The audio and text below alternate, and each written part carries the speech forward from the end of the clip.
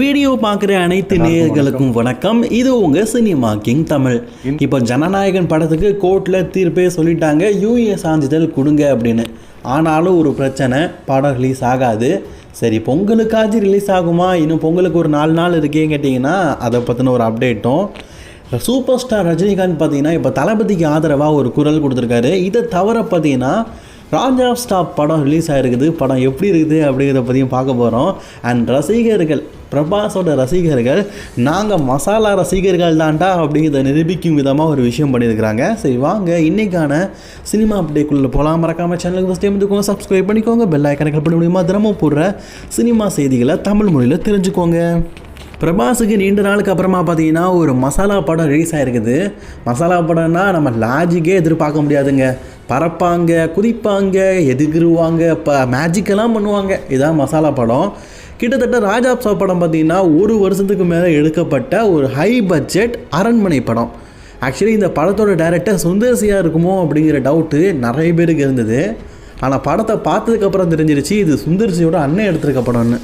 ஏன்னா முழுக்க பார்த்தீங்கன்னா சுந்தர்சியோடைய அரண்மனை படம் மாதிரி தான் இருந்தது. சரி, படத்தோடைய ஸ்டோரியை மட்டும் நான் சொல்லிக்கிறேன்.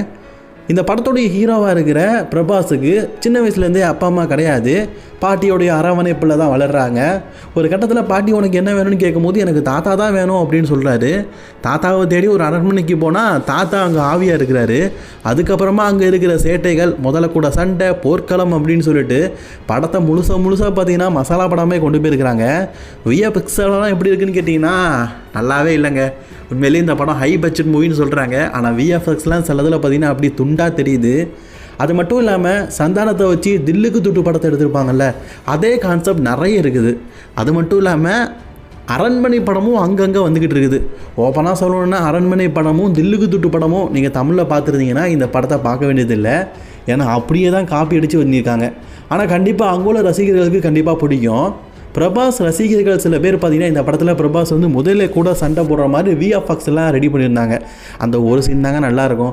அந்த ஒத்த சீனை பார்த்த பிரபாஸோடைய ரசிகர்கள்லாம் நிஜமான முதலைகளை போல இருக்கும் பொம்மைகளை கொண்டு வந்து அங்கே ஃபேன்ஸ் முன்னாடி பார்த்தீங்கன்னா முதலையோடு நாங்கள் படம் பார்க்க வந்திருக்கிறோம் அப்படிங்கிற மாதிரி சொன்னாங்க. தணிக்கை குழு விவகாரத்தில் உண்மையிலேயே நிறைய பேர் கோவப்பட்டிருக்காங்க. அதில் சூப்பர் ஸ்டார் ரஜினிகாந்த் ஒருத்தர்.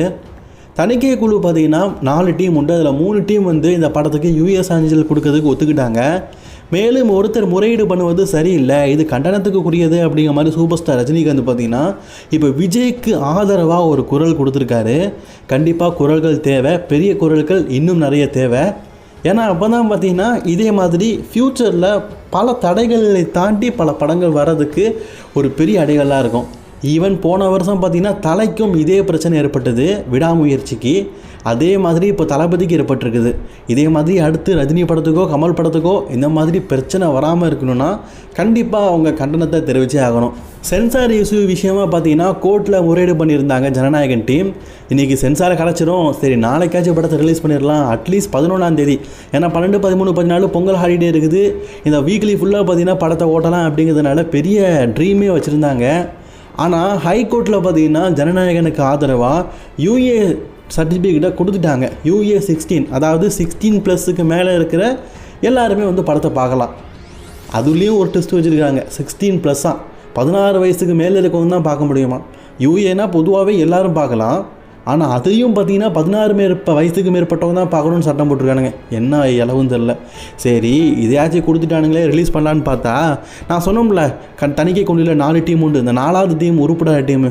அது எப்படி எங்களை கேட்காம நீங்கள் நீங்களே தணிக்கை குழுவுக்கு அட்வைஸ் பண்ணி நீங்களே சான்றிதழ் கொடுப்பீங்க? இதெல்லாம் செல்லுபடுவாது. நாங்கள் மேல்முறையீடு பண்ணுறோம் அப்படிங்கிற மாதிரி சொல்லிட்டாங்க. அதாவது நாங்கள் கேஸெல்லாம் வாபஸ் வாங்கலை, மீண்டும் கேஸ் போடுறோம் அப்படிங்கிறது. இப்படி போட்டாங்கன்னா படத்தை மீண்டும் பார்த்தீங்கன்னா ரிலீஸ் பண்ண முடியாது. சரி, இப்போ என்ன கண்டிஷன் கேட்டிங்கன்னா இன்னும் 2 நாளைக்கு அப்புறமா மீண்டும் பார்த்தீங்கன்னா ஹைகோர்ட்டுக்கு இந்த படத்தோடைய தீர்ப்பு போக போகுது. அங்கே இந்த படத்தை பற்றின அடுத்த முறையீடு நடப்போகுது. கிட்டத்தட்ட பார்த்தீங்கன்னா ஜனவரி முழுக்க ஜனநாயகன் படத்தோடைய கேஸ் தான் நடக்க போகுது. ஜனநாயகன் படம் ஜனவரி மாதம் ரிலீஸ் ஆகுமா அப்படிங்கிற ஒரு பெரிய கேள்விக்குறியே உண்டாயிருக்குது. ஜனநாயகன் பார்க்கணும், பொங்கல் கொண்டாடணும், பொங்கல் தளபதி பொங்கல் சொல்லிட்டு பல பேர் பார்த்திங்கன்னா ஆவலோட காத்திருந்தாங்க. ஆனால் இப்படிப்பட்ட ஒரு மோசமான நிகழ்வு நடக்கும்னு சொல்லிட்டு கண்டிப்பாக யாரும் எதிர்பார்த்துக்க மாட்டோம்.